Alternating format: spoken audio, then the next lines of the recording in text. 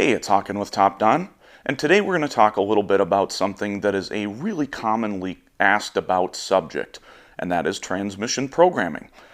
This is a subject that gets a lot of questions from a lot of users, and a lot of folks have some kind of misconceptions on the topic. There's not a lot of clarity on how this gets accomplished in certain cases, so we're not going to get into too much nitty-gritty detail on any individual transmission, but we are going to talk about where you find the information, what pieces of Top Don hardware you can use to accomplish transmission programming, what are some of the types of learns or resets that have to be conducted during transmission services, and things of that nature. So, without any further ado, let's go ahead and get into the slideshow.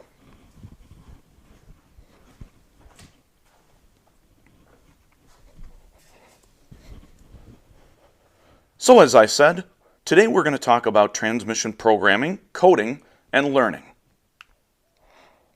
So there's a number of different operations you may have to do when you're working on a transmission on a vehicle. Now there could be any number of different conditions that might trigger the need for these services. Most importantly, we always want to look at our service information in order to determine what the needs are for the specific vehicle and when those specific operations need to be carried out. So if we look at our slide deck here, you can see that there are a number of different types of services that may be required on any electronically controlled automatic transmission today. That would include programming, coding, and resetting or teaching in of learned values.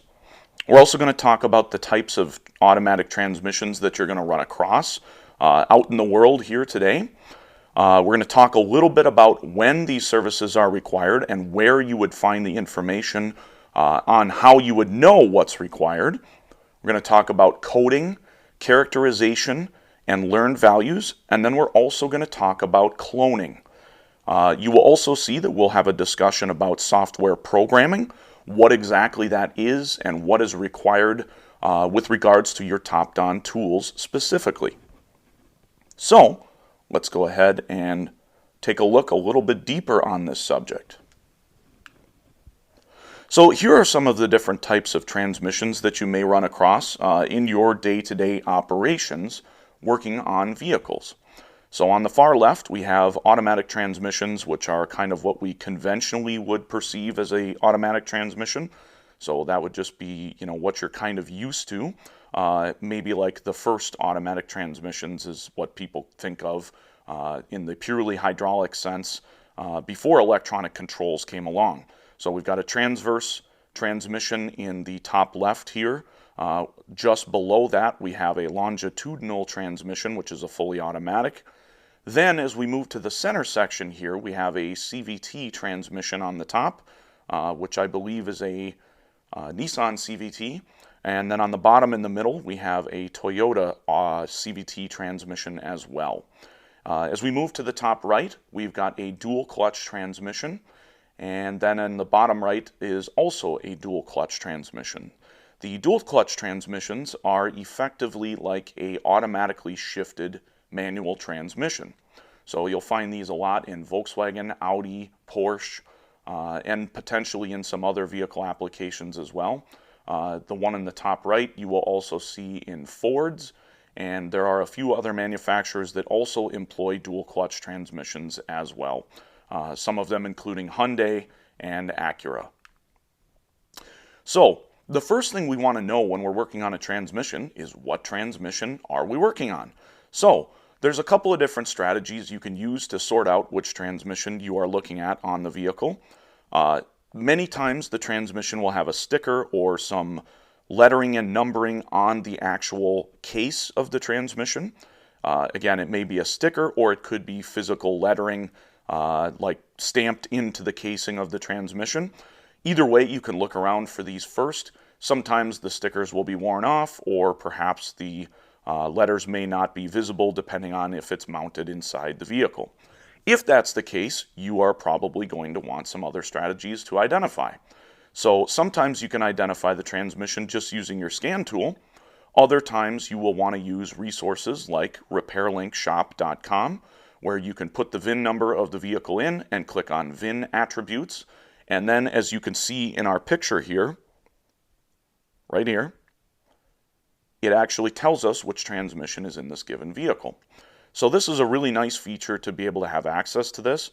Obviously, this is a little bit more streamlined than having to hunt around on the vehicle where our view of stickers and stampings might be obstructed. So this can be a big time saver. The other resource you can use is PartsLink 24. This one is especially good on European vehicles, but also can be used on other brands in other areas of the world. And most of the time you will find that this will also tell you what kind of transmission is in the vehicle as well. So this one is a Jaguar that has the 8 HP series ZF transmission. So if we go back here, again, here are your resources, RepairLink Shop, and also PartsLink 24. So each of these are available to the public. RepairLink Shop is a free service. You do have to be a professional repair shop to join RepairLink Shop. PartsLink 24 is a subscription-based service, but a very modest fee and obviously great for identification. Sometimes you can also figure out what transmission you have by doing a Google search as well. So just a couple of other thoughts there. So after we've figured out what transmission is in the vehicle, there's a number of other considerations we want to take into account. When you are replacing a transmission, it's really important to take pictures of any kind of stickers you see on the transmission, both the old unit that you may be removing from the vehicle, or perhaps you're leaving in the vehicle and just, maybe replacing the valve body or something like that. You want to make sure you're taking pictures of every sticker you see on the casing and on things like the range switch, because this data that's on the sticker may be something that you have to enter into one of the control units in the vehicle in order to tell the vehicle what specific characteristic the transmission has. So again, just a simple tip when we're doing any transmission service, make sure you are taking pictures of every sticker you see before you proceed any further with transmission service. So just another tip here that's really important to keep in mind. So this is a very long list. Take some time to read through this. This is very important that you understand all of these points, but I'll do my best to summarize these for you so you can understand. Some vehicle manufacturers are going to use some of these terms somewhat interchangeably. Coding, programming, sometimes they're going to get used in a somewhat interchangeable fashion. So you might see something like program the transmission characteristics to the transmission control unit. Now, in many respects, that's really more like coding, because all you're doing is punching in a sequence of numbers to give the transmission control unit identity information or transmission solenoid flow characteristics. I would usually define programming more as pushing physical software into a control unit. So again, sometimes you'll see these terms used somewhat interchangeably.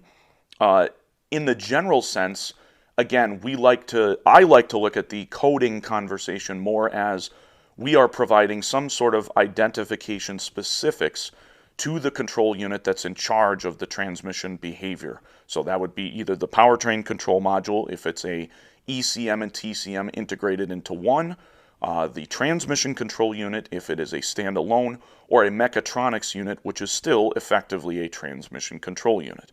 But again, coding would be basically giving that module in charge of shifting some information about how it's going to shift the transmission and modulate the flow characteristics of the solenoids that are installed. There may be additional characteristics that have to be programmed. These are just some examples. Now, learning, adaptation, and relearning. This is something that gets done on a lot of different transmissions depending on the services that are being conducted. There may be a number of different relearns that have to be performed depending on the vehicle manufacturer. Now again, you're probably asking yourself, well, how do I know what's needed? Where do I find this information? The first place to start if you're looking for this information is always going to your factory service manual for the vehicle. Most manufacturers tend to define or specify which of these services are required and under which conditions. We're going to give you some examples of this just so you can get a better feel and understand it better. So remember, each one of these procedures needs to be performed as defined by the service manual. We always want to follow the instructions provided by the manufacturer in order to achieve proper shifting quality and longevity for the transmission when we do a repair. You do see here in the relearn section here I have mentioning of a number of different possible relearns. Again, anything related to engagement of park, reverse, neutral, drive. That's important for the transmission to learn those shift positions from the shifter and modulate its behavior based on the shift position. So again, it's really crucial we understand when these have to be performed and that we remember to perform them. So here are some examples of when you might see these types of procedures triggered or needed depending on each individual vehicle. Again, we always want to look at service information in order to be certain what is required for the given vehicle. Typical component replacements that will require or likely require these types of services would include things like replacement of individual transmission solenoids, valve bodies, transmission control modules, mechatronics units, or replacement of the entire assembly of the transmission, potentially a wiring repair for anything transmission related, possibly a torque converter. Anything and everything related to these could potentially trigger the need for some form of relearning or learning process for the transmission. Now, it's also important to remember that if you remedy something like a major misfire, it may also be necessary to relearn some of these features on the transmission as well, because a strong drivability fault can create shifting problems for the transmission. In other words, the transmission has learned bad information, and once it has learned bad information, it tends to make worse decisions about when to shift and how to shift. So it's really important that we take the time to understand that a relearn may be necessary after we do replacement of any of these components or correction of a substantial drivability fault. So again, how do we know what's required depending on the specific vehicle? Again, we always want to start with the factory service information from the vehicle manufacturer. Now, there's plenty of aftermarket resources as well. You would like to think that the manufacturer always provides these procedures in detail right in the service manual. Well, sometimes they do not. Sometimes this information gets covered in technical service bulletins. Nissan is a manufacturer that is well known for publishing transmission-related procedures for programming within technical service bulletins instead of publishing them in service information in the same level of detail. So just keep this in mind because, again, this is a consideration you want to bear in mind when you are hunting for the information on your vehicle.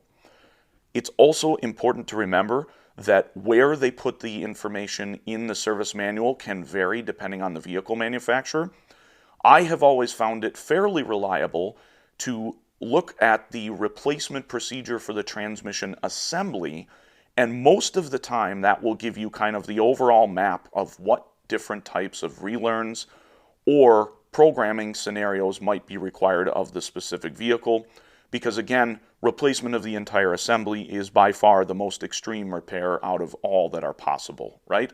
So just something to keep in mind there if you're trying to imagine where you would start in the service manual to find the information. Now, there are also a number of different aftermarket publications, as you can see I have listed here on the last bullet point. Many of these various transmission publications have a number of great articles that tell you about some of these different procedures that are required. They have information on common problems. They have information on relearns. They have information on programming. They have information on technical service bulletins that may apply. But there's a great deal of information on many of these publications. So if, for instance, you have, let's say, a 4L60 transmission, and you are curious about something related to relearns or resets on that transmission, you could simply search 4L60 and ATRA, A-T-R-A, on Google, and you would likely find a number of articles related to that transmission that may include things related to resets, programming, common issues, and things of that nature. So again, there are many strategies to find the information on what is required for your vehicle. Always start with that service information as your first point. Look at all relevant technical service bulletins as section or option 2, and check the aftermarket publication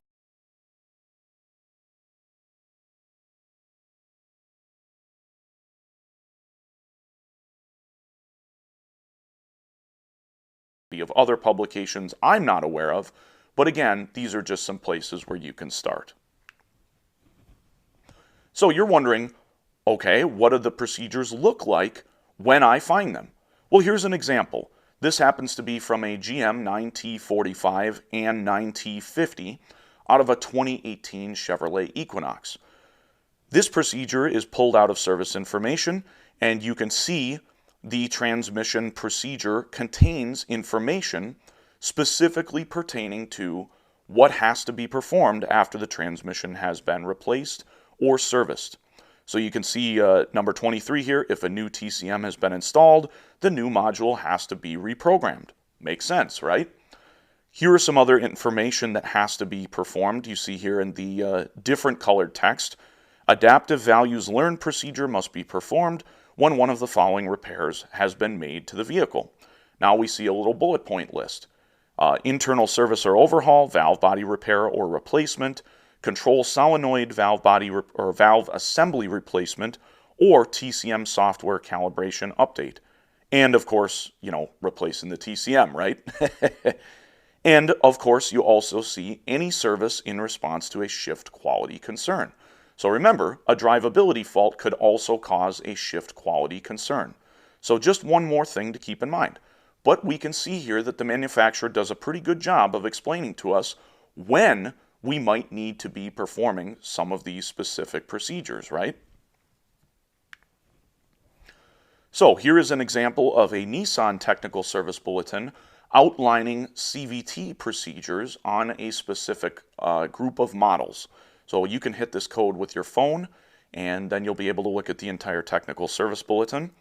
Of course, you can find a number of Technical Service Bulletins in whatever service information resource that you subscribe to, or if you purchase access to an aftermarket resource that holds all of the Technical Service Bulletins.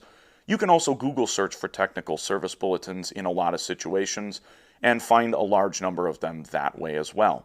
So this is just an example you'll be able to look at pertaining to Nissan, and you'll see that the bulletin is highly detailed, including giving details about when programming is required, how it is accomplished, and things of that nature.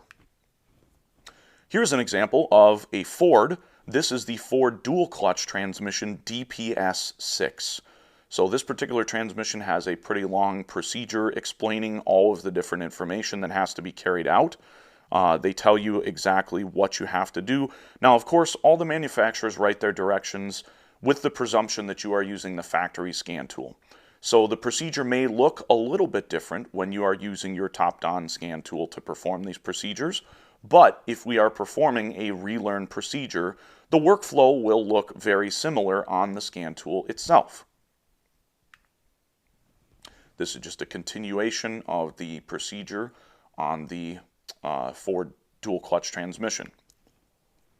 Here's a little example of what you can see happening on the workflow screen as we are performing this procedure using the top-down scan tool. This was done with a Phoenix Smart, although the workflow will look very much the same on a Max, an Elite, a Lite 2, and also on a Phoenix Remote. So again, workflow will look very similar regardless which one of the Pro Series tools you are using. You can see here that it's only partway through the procedure on this screen, and we could reference all of the steps back in the written information from Ford in order to figure out what total number of steps have to take place before the transmission control unit is happy and ready to resume normal operation again. Anyhow, just wanted to show you what the Relearn Steps screen looks like as it is going through the process. Here is an example of a Ford Escape where you can see in the Special Functions menu what types of transmission functions the scan tool provides. Now, anytime we are working on any vehicle, the normal place where you will usually find transmission service related procedures is inside whatever module is in charge of shifting. So if that is the powertrain control module, then we would go into the topology menu on one of our Pro Series tools, go into the section where it shows the transmission control unit or the powertrain control unit, depending on what style vehicle it is. In this Ford Escape, all of the shifting is controlled by the powertrain control module. So we go inside the powertrain control module, then we go inside special functions. And inside special functions, you can see that we have a large list of related transmission service procedures. Now, some of these are used more for diagnostic purposes, like halting the transmission adaptive learning or stopping the use of adaptive learning or resuming the use of adaptive learning. But you can see that the two that are going to be used likely for service procedures would be clearing the transmission adaptive tables. So that would be erasing all of the learned data for the transmission shifting profile, and then the transmission solenoid body ID. This is a sticker that resides on the transmission where we have to enter in some numbers off of that in order to tell the transmission the flow characteristics of the transmission solenoids, so the transmission can accurately optimize the shifting profile for the transmission. If you do not program this solenoid body ID into the vehicle, you may have a check engine light, you will likely have shifting concerns, and more seriously, it may shorten the life of the transmission. And this has everything to do with the ability of the vehicle to properly control and modulate the shifting procedure. So again, just something really important to keep in mind when we are doing a service procedure. We have to understand the stakes are serious. We have to make sure we're carrying out the appropriate operations. Otherwise, it is possible we can do severe damage to the transmission. So here is an example. We can see some other procedures. This is on a transmission control module. And I just wanted to point out that sometimes when we are looking at the scan tool, the value resets may be labeled slightly differently depending on what the vehicle has for equipment and also depending on scan tool translation languages, right? The aftermarket scan tool, like your Topdon, does the best to write it exactly as the manufacturer wrote it, but sometimes the procedures will be worded slightly differently. So if we look at what we have as an option here, CVT oil pressure learning value reset, that seems like something that would likely have to be carried out after we replace a CVT transmission, right?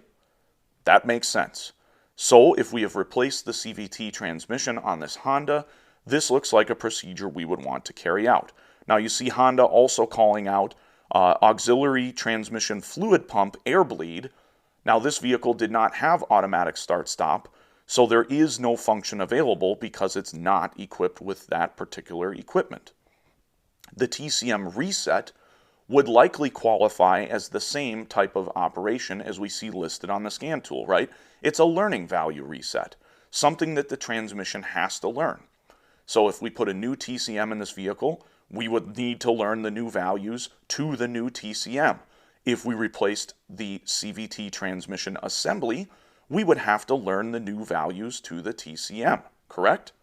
Of course.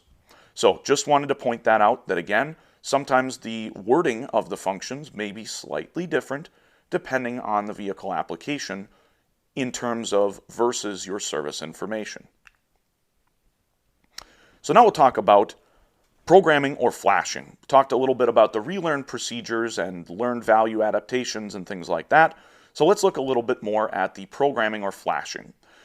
Now, this is a widely variable subject, and it's going to be different for each vehicle manufacturer as well as each transmission manufacturer. Now, this is a bit of a surprise to some people, but in a large number of vehicle applications, the transmission that's in the vehicle comes from another supplier, not from the manufacturer of the vehicle. A great example would be Volkswagen Audi frequently buys their transmissions from ZF Transmission. So most of the time when you look at a Volkswagen Audi vehicle and you go find that identification plate on the transmission, you may see some additional identification marks that say ZF on them as well. and that is because ZF has built the transmission for Volkswagen Audi. Now, when we're talking about programming, excuse me, we can see that there is a large number of different possibilities for how we get the programming into the transmission control module or powertrain control module. Now, in North America, Canada, USA, and also in Australia, there is something referred to as J2534. This is essentially a protocol that is supported by the vehicle manufacturers in certain situations or scenarios that allows aftermarket shops to access some version of programming software from the vehicle manufacturer in order to accomplish reprogramming and programming of control modules on vehicles using an aftermarket device. Now, TopDon offers one tool that is capable of doing J2534 currently, and that is the MDCI that comes with the Phoenix Smart and Phoenix Max. There is another tool coming in the very near future, which we'll show you some pictures of here, called the R-Link, and that is also a J2534. Now, it's important to remember, again, J2534 may not be supported in your region of the world, which means your vehicle manufacturer may not provide this form of programming software to you in order to accomplish these programming functions. So check with the vehicle manufacturers in your jurisdiction to determine whether or not this protocol is supported and if there is specific software available to assist you in doing this type of programming. Now remember, there are two types of programming with regards to interfaces like this. There is J2534 programming, which again is an aftermarket geared solution provided by the vehicle manufacturer. And then there is programming with the factory interface, so such as a Nissan VI3, a GM MDI2, a Ford VCM3. These are all factory interfaces and work exactly as the hardware the dealer has because they are the same as what the dealer has. In some countries, that is what you will have to purchase in order to accomplish programming. In some countries, you will be able to use a J2534 compliant device like the MDCI with your Phoenix Max or Phoenix Smart, or the R-Link in the future. Now, if you're not sure where to find the software to do J2534, in the US, Canada, and Australia, you can usually visit OEMOneStop.com. Also nastf.org, nastf.org. And on these websites, you can find links to the vehicle manufacturer websites that then have information on where the J2534 supported programming applications live. Here's just a couple more notes on J2534. Again, it's really important to understand these points because when you are trying to do programming, you really want to make sure that you understand the limitations of the software itself as well as the computer you're installing the software onto. Many of the OEM softwares, including the J2534 softwares, cannot live on the same hard drive partition. They will interfere with each other. So if you are trying to do programming and you have Ford and Volkswagen on the same hard drive partition, there is a high likelihood that there will be an issue and you will not be able to conduct programming on either Ford or Volkswagen because the drivers may interfere with each other and the physical software may interfere with each other. So you might want to research. There are companies that provide custom-built laptops for programming and things of this nature. Customized, solutions-oriented laptops built for exactly this purpose. And that is definitely something you'd want to research because otherwise you will run into problems trying to program. It's also important to remember each vehicle manufacturer sets forth specific computer hardware requirements. So what Volkswagen says you have to do programming is going to be different than what General Motors or Ford or Fiat Chrysler or any other vehicle manufacturer says you have to run their software. So again, very important to understand that you know the hardware requirements for each vehicle manufacturer before you purchase a laptop. Make sure you're purchasing a laptop that is compliant with all of the vehicle manufacturer's hardware requirements. It's also important to remember that as of the very beginning of 2024, most vehicle manufacturers are still preferring that you run Windows 10 Pro. Most vehicle manufacturers have not moved to Windows 11 at this time. Now again, keep in mind, this video is being made just at the beginning of 2024, so that may change as the year progresses. So here's some other things we want to talk about when we're looking at doing programming. It's really crucial that we understand before we do any programming, relearns, resets, coding, or anything of this nature that would be carried out with the key on and the engine off, we need to make sure we are using a stable power supply charger. Now, an example of this would obviously be your Topdon Tornado 90,000. This particular tool can put out up to 90 amps and hold the voltage steady for extended periods of time. Now, why does this matter? If the voltage happens to change rapidly during a programming, coding, or learning event, it is possible that you can corrupt the software inside the control module to the point where it will have to be replaced. So we do not want to do that because, of course, control modules are sometimes expensive, sometimes they're not available anymore. So we definitely want to make sure we're taking all precautionary measures before we do any coding, programming, or learning. So it's really important that we keep that in mind. Now, we want to make sure that we charge the battery on the vehicle before we undergo any programming or coding or learning. We want to test the battery with a load device. Now that could be with the engine, or we could be testing it using a carbon pile load tester. But we want to make sure that that battery is good and tests okay and healthy before we proceed with doing any coding, learning, or programming.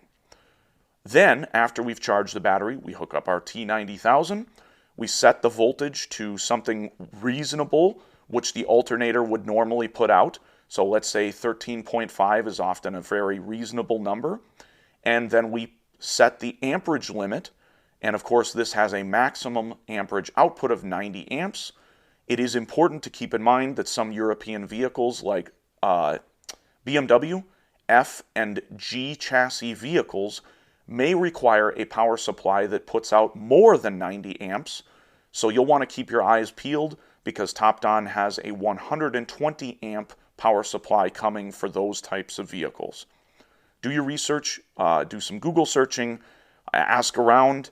There are, again, a few very new European vehicles that have high current requirements when doing programming, so make sure that you are using the appropriate power supply. The T90,000 is appropriate for most vehicles, but again, on certain European vehicles, it does not have enough current output to meet the demands of the vehicle during a programming event. So here's some hardware that does work with the J2534. Remember I said we would talk about this a little bit more. So the MDCI that comes with your Phoenix Max or Phoenix Smart can be used for J2534 programming with most vehicle manufacturers. And then Topdon has a new standalone J2534 coming sometime in 2024 most likely, which is called the R-Link. This is a J2534 compliant device that can be used with many vehicle manufacturers' software to perform programming events on vehicles. So again, keep your eyes open for that. That's coming in 2024 most likely. So if you're looking for the drivers for the MDCI that goes with the Phoenix Max or the Phoenix Smart, you can try both of these links. Those drivers get installed on your PC before you install the vehicle manufacturer software. You also need to make sure that you plug your MDCI into the wall and power it up, and also plug it into Ethernet directly to your router. Now, why are we doing this? Because the MDCI will also download additional updates for the hardware via this particular route. So you can hit these QR codes on the previous slide here for the drivers, and you can hit this code here for a video on how to perform the update process on the MDCI related to plugging it into Ethernet and plugging it into a power supply. So again, both of these steps need to be done before we try to do J2534 programming with our Phoenix MDCI. So again, just some very important notes we want to keep in mind before we try to do programming with our Phoenix MDCI. Now remember, there's one other option that may be available depending on the vehicle manufacturer. On all of the Pro Series top-down tools, there is something we refer to as cloud-based programming. Now, which vehicle brands are supported depends on the tool. You can look in the menus to figure this out, and we'll show you what the menus look like so you know where to look for this. We do not have the files for every vehicle or for every module. However, it's a good idea to check the database because this can be a big time saver over using the J2534 or the OEM interface and OEM software. Remember, not comprehensive, right? The database for all of these files is not comprehensive. It's a very good value because, of course, you may be able to perform these functions without having to get out your laptop or download a bunch of updates on another tool or things of that nature. But, again, the files may or may not live on the cloud database.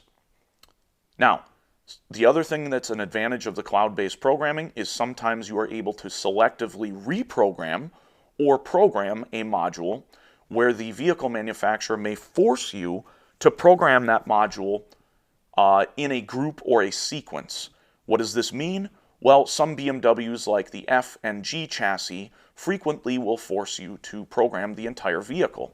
These programming events can reach as high as 8 hours, which of course is a very long time to undergo a programming event. So it's really nice if maybe you don't have to conduct that specific update. Instead, you can just program one individual module at a time. Now, it's also good to remember some updates may be driven by TSB for each vehicle manufacturer. The cloud-based programming may not have the TSB update files that the vehicle manufacturer is requesting or recommending. You can always check, but just something to keep in mind.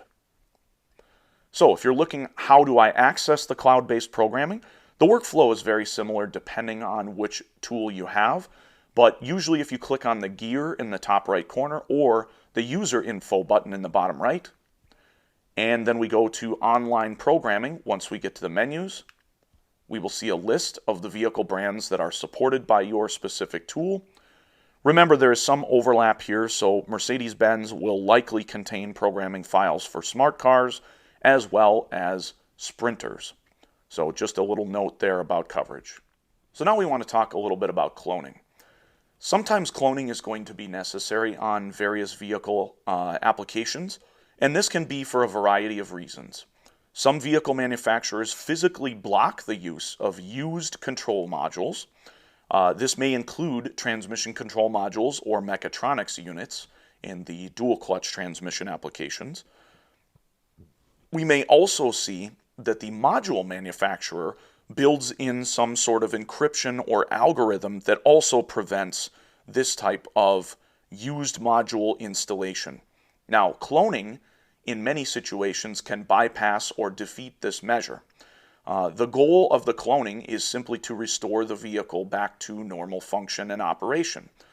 Sometimes modules are not available brand new anymore from the vehicle manufacturer, and the vehicle is otherwise in a good state of repair, and the customer wants to return the vehicle to service. This is where we have to explore cloning options. So the top-down T-Ninja box, which we will talk about a little bit more here in the next couple of slides, actually provides the option for cloning on a number of applications. Now, like I said, General Motors blocks the use of used control modules on a number of applications, and we will actually show you the link to the technical service bulletin that talks about that. So they're not making it any secret. They do want you to be aware of this. But again, remember, some of these vehicles, the modules are no longer available from the manufacturer of the vehicle. So we would need to clone a used module in order to ensure the vehicle is still able to stay on the road. It's also important to keep in mind that in many of these situations, this module may contain some sort of anti-theft data. So in the ZF transmissions, for instance, they are frequently part of the immobilizer function chain on the vehicle. This means that they contain or store identity or security related information inside their control modules. Basically, when you install a new control or a used control module into the vehicle, it will contain different security or identity information than the vehicle it's being installed into. If we do not clone and replace that information in the used module with the data from the original vehicle or original module, the car will not start in many situations because it believes that there is an unauthorized or invader in the vehicle. Hopefully that makes some sense. But again, this is one of the reasons why cloning has become necessary in a number of different situations. There are also situations where the software from the vehicle manufacturer may be broken and you may not be able to program a brand new module to the vehicle. So in those situations, again, another situation where we may need access to cloning technology in order to keep the vehicle on the road in service. So this is just an example on General Motors. So if you look at the TSB on the QR code here, it outlines a number of vehicles that you cannot use used control modules in. So again, really useful information, and the manufacturer of the vehicle is not making any secret of this. They are trying to make you fully aware. Now, there is some information on the right here that shows you basically how you identify the module on the vehicle. This is just an engine control module, but the service number is what you need to match up on the vehicle module in order to ensure compatibility if you are looking for used modules on General Motors. Now, this is going to vary as far as what you have to match up on each vehicle manufacturer. I just wanted to provide General Motors as an example of one scenario. Now, you're wondering, do any of my top-down tools help me accomplish cloning? And the answer is yes. The top-down T-Ninja box will give you coverage on a number of different modules for cloning. The T-Ninja box has ability to clone a number of transmission control modules on a wide variety of vehicle applications, predominantly General Motors. It's pretty comprehensive on covering General Motors applications where cloning is required. So that would be all of the vehicles that you see covered in that bulletin that we had the QR code for.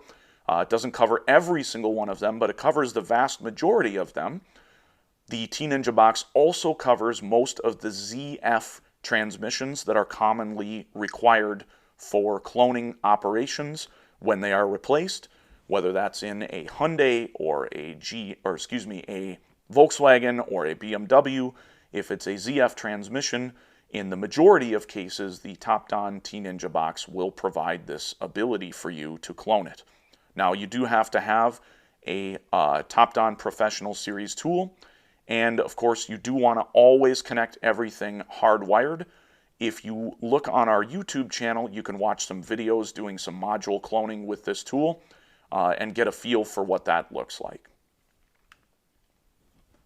If you are looking to access the cloning software, this is how you get to the information on the tool. Now, the only exception to this would be through Volkswagen Audi. When we are doing any Volkswagen Audi, we want to go through the scan menu up on the top left here instead of the services menu. And that's because you want to go into the vehicle-specific software for Volkswagen Audi, and this simply has to do with some of the security-related measures built into the Volkswagen Audi software. So just something to keep in mind. Once we go into the services menu, IMMOPROG or PROG is the menu we go to. Then, if we're doing a transmission cloning, we go into Gearbox, and then you choose by vehicle manufacturer. And once we get in here, we can see the list of transmission control modules that are covered by the T-Ninja box at any given point in time. Now you will note on the bottom left here is the version of software when we made this video. This gets updated very regularly, and there is always new coverage being added to the tool, so make sure that you check your tool for updates on a regular basis. Here's some basic tips on cloning. You just want to keep these in mind when you're going to do any module cloning. We always want to be triple checking all of our connections to the modules. We want to make sure that our pin tension is good on our connectors. We want to make sure we use a high quality USB cable. Check your USB cable that you're using between your MDCI and the T-Ninja Box Y cable. You want to make sure your internet connection is strong. Sometimes you have to have an internet connection to perform a cloning function. You always want to make sure you read any files that you are copying from one module to another, at least 2, if not 3 times, and you want to save them as version 1, 2, and 3, and you also want to double check and make sure that this information is symmetrical. So if you pull the file from the module 2 times, you want to compare the files between each other, and there is a function in the scan tool that lets you do this to verify the files are identical. If you read the data multiple times and the data is identical, you can feel pretty confident that you are in fact reading the data correctly and that it is not corrupted.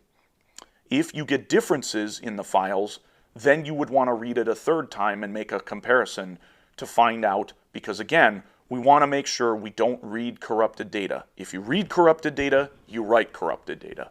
And of course, that will render the used control module that you're going to install useless in many cases. So we really want to avoid that. So these are just some basic tips. Make sure to read over these carefully before you proceed doing any additional services with regards to cloning. You might also want to look into training, as there may be classes available in your given country or state regarding cloning functions. So always make sure you do some looking around for that kind of education. There are a number of different providers who offer these types of classes, and of course this information will make you much better at doing these functions than if you just try to do it on your own. Obviously follow our YouTube channel, as we do post videos on cloning regularly. You can also add an optional power supply like this one I have here in the picture to provide power source to the control module you are cloning, using basically this in addition to your T-Ninja box. I like to use this sometimes because it's easier if you need multiple power sources to the control module. It's a little bit easier to do it with this than maybe the T-Ninja box in certain situations. So just something to keep in mind. Not a requirement, but it can be a useful thing. So just wanted to show you the connections now. The T-Ninja box needs to be hardwired to the control module, and the T-Ninja box needs to be hardwired to your VCI. In this case, we're using the Phoenix MDCI Pro, and then the dongle, or Phoenix MDCI Pro, or whether you're using the VCI from the Phoenix Elite. Make sure you are using a wired connection to the scan tool before you attempt to do any cloning function. Always has to be hardwired, always. And you can see here me talking again. Always has to be hardwired. And now you ask yourself, why? Well, we're reading a lot of data, and remember, any data that travels over a wireless source, regardless of what we're talking about, is at risk for corruption when it is traveling over a wireless connection. When we hardline connect with a USB cable, the chance of corruption goes down dramatically. So again, this is why we want hardwired connections for everything that we are doing with the T-Ninja box. Hey, Håkan with TopDon, and just wanted to thank you for taking the time for watching our video on transmissions. Today we covered quite a bit of information, all of which I hope you found useful and helpful for your ability to correctly, accurately, and efficiently service the transmission on a number of different vehicles. Again, we went through strategies on how to find the information in order to identify the transmission we're working on. We went through how you find the information on what services are required on the transmission, depending on what you've replaced or serviced. We also went through what coding is, what programming is, as well as some of the learned value resets or teach-in processes that have to be carried out on a wide variety of transmissions that are out in the world. Of course, the predominant majority of transmissions you face will be regular automatics, CVTs, and dual clutches. Now, of course, it's 2024, so we may see other types of transmissions in the future. But of course, as of today, those are the primary majority of transmissions you're going to encounter that require some of these services. Hopefully, you have a little bit better grasp on which top-down tools can help you with this task. Again, any of the Phoenix Professional Series tools are a great solution for relearns and coding and resets for transmissions. If you're looking to do programming specifically, cloud-based programming again can be accomplished with the Phoenix Professional Series tools in many situations. If you're looking to do J2534 programming, the Phoenix Smart or the Phoenix Max is a great solution, as you can use the dongle or MDCI for J2534 in a wide variety of situations. We will also have the R-Link coming in the very near future here, which will also support J2534. Remember, as always, we want to make sure we're always charging and testing that vehicle 12-volt battery before we proceed with any of these operations. Anything that requires key on, engine off service, we need to make sure that battery has been fully charged and tested before we proceed. We also want to make sure we connect our programming power supply, such as our top-down Tornado T90000, set that voltage to something reasonable like 13.5, and then proceed with any key on, engine off, coding, programming, or relearn procedures. Always follow the vehicle manufacturer's service information on any procedure that you are performing. That is an absolute necessity. Remember, your top-down Professional Series tools combined with the top-down T-Ninja box will allow you to clone a wide variety of transmission control modules where it is necessary and essential to put the vehicle back in service. We appreciate you taking the time to watch this video. We hope you learned something when you watch the video and have a much better grasp on all of these subjects related to transmission programming. Again, coding, programming, and of course, relearn procedures. If you have questions, feel free to comment in the comments section. If you would like to see specific types of videos from our YouTube channel in the future, please send us a message on social media. We're always open to suggestions and ideas. And of course, we appreciate you subscribing, liking, and sharing all of our videos across all of the social media channels in which you interact. So again, I'm Hawken, and thanks again for watching our video today on transmission programming.